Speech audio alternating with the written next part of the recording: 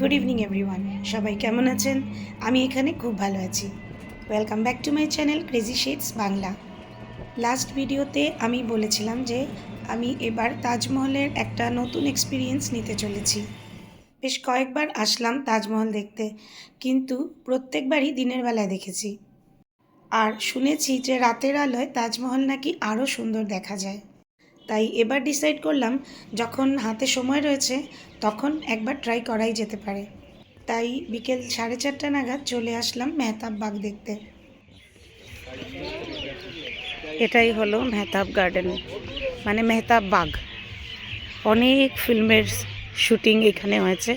যখন তাজমহলকে ব্যাকগ্রাউন্ডে রেখে কোনো গানের অথবা ফিল্মের সিন শ্যুট করা হয়, তখন প্রধানত এখানেই হয় শুটিং সব।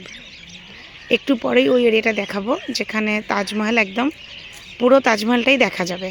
মানে এটা তাজমহলের নর্দার্ন সাইডে, যমুনার ঠিক উল্টো দিকে, যেখানে আমি দেখিয়েছিলাম ব্ল্যাক তাজমহল বানানোর শাহজাহানের যেটা ইচ্ছা ছিল, যেখানে ফাউন্ডেশনটা রয়েছে, এটা সেই সাইডটাই।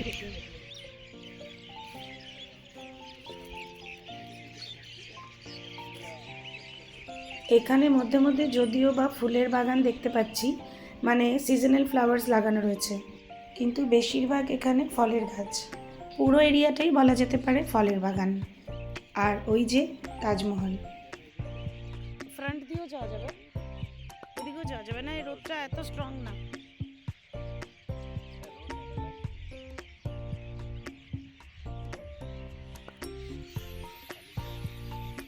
যমুনা নদীর এপার থেকে তাজমহল দেখেছেন কি?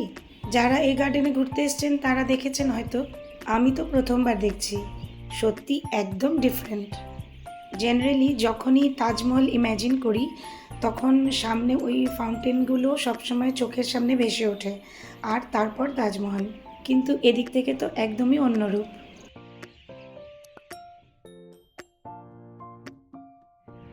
তো যেমন আপনারা জানেন যে শাহজাহান ছিলেন বিল্ডার, মোগল এম্পায়ার। অনেক কনস্ট্রাকশন হয়েছে ওনার রাজত্বে, তো সেই জন্য পয়সাও অনেক খরচা হয়েছে। অরঙ্গজেব ওনাকে বন্দি করে নেয় আগ্রা ফোর্টে, আর এই যেগুলো বাকি ছিল কাজ, সেগুলো তখনই বন্ধ হয়ে যায়। তো এটাই সেই জায়গা যেখানে শাহজাহানের ব্ল্যাক তাজমহল করার প্ল্যান ছিল, এরকমই বলা হয়। আর এই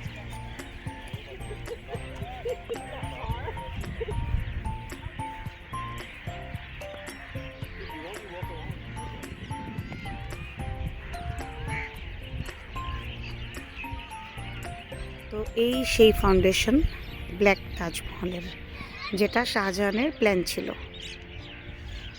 যেখানে উনি চেয়েছিলেন ওনার নিজের কবর এখানে হবে।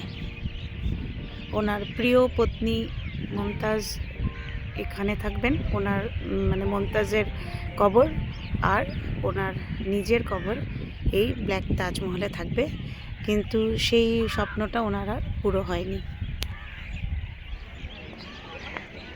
এই যে আমরা একদম যমুনার পাড়ে চলে এসেছি, একদমই জল নেই এখন। বৃষ্টির সিজনে কিন্তু এদিকে জল, মানে এই সাইডেও চলে আসে, এই জায়গাটা জল হয়ে যায়।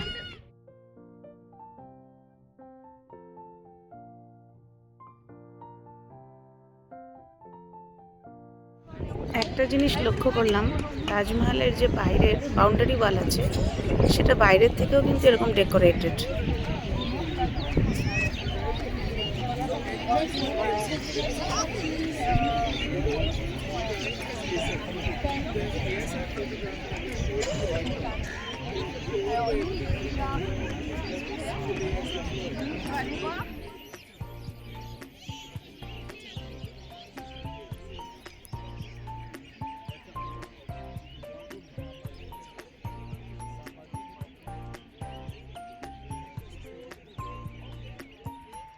এই জায়গাটা বিকেলবেলা সময় কাটানোর জন্য কিন্তু খুব ভালো। এখনও তো একদম গরমকাল পিকে আসেনি, তাই হয়তো বিকেলবেলাটা ঠিক লাগছে। আর তার উপর যেহেতু একদম পাশেই যমুনা নদী, যদিও জল কম, তাও নদী তো, তাই এই জায়গাটায় একটু একটু হাওয়া চলছে, তাই এই সময়টা খুব প্লেজেন্ট। এটা কি গাছ? দেখতে তো ডালিম গাছ মনে হচ্ছে। হ্যাঁ, এই তো ফুল এসছে, ডালিমের ফুল। তার মানে এটা পুরো ডালিমের বাগান।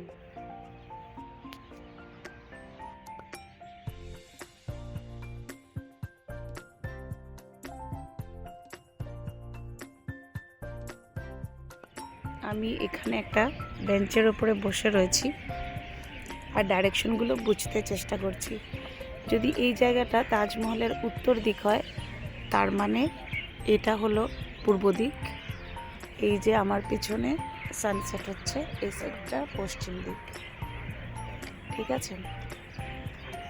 তার মানে তাজমহলের এই সাইডে যে মসজিদ আছে, বলেছিল যে মক্কা মদিনা ডাইরেকশনে এটা আছে, তার মানে এই কর্নারটা হলো পশ্চিম উত্তর, নর্থ ওয়েস্ট সাইড। সন্ধ্যা হয়ে গেছে, আমরা এখন বেরিয়ে যাচ্ছি এদিক থেকে। এটা হলো বেলের বাগান। এই যে দেখুন, অনেক বেল আছে গাছে।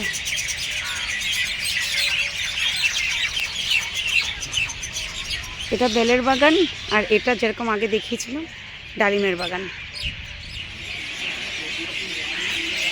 এটা মেহতাব বাগের পেছন দিকের রাস্তা। তো সন্ধ্যার পর মেহতাব বাগ তো বন্ধ হয়ে যায়, তো আমরা এই রাস্তাটা দিয়ে একটু গিয়ে আবার দেখে আসতে যাচ্ছি।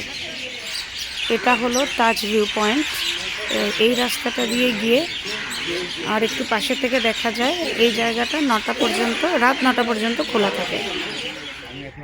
অন্ধকারের মধ্যে আমি তাজ কখনো দেখিনি, এই প্রথম দেখছি, একদম ডিফারেন্ট লাগছে। এই যে এবার পুরো অন্ধকার হয়ে গেছে, আর এই দেখুন তাজমহল কেমন লাগছে।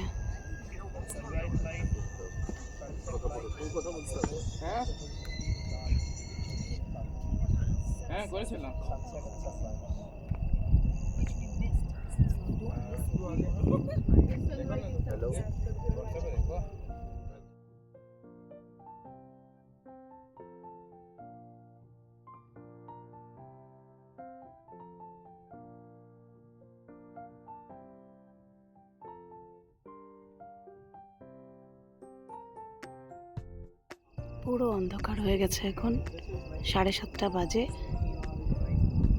আর এই হলো রাতের তাজ। তো এই ভিজিটের এবারের মতন শেষ তাজ দেখে এবার আমরা ফিরছি। যদি আজকের ব্লগে কিছু ভালো লেগে থাকে তাহলে লাইক কমেন্ট শেয়ার করে দেবেন। আই এম শিওর যে আজকের ব্লগ আপনাদের নিশ্চয়ই খুব ভালো লেগেছে। যদি আজ এই চ্যানেল প্রথমবার আপনি দেখছেন আর আমার সাথে গল্প করে আপনার ভালো লেগেছে, তাহলে তাড়াতাড়ি চ্যানেলকে সাবস্ক্রাইব করে বেল আইকনটা প্রেস করে দিন। দেখা হচ্ছে তাহলে নেক্সট ব্লগে। আজকের জন্য আসি, সবাই ভালো থাকবেন, সুস্থ থাকবেন। Good night.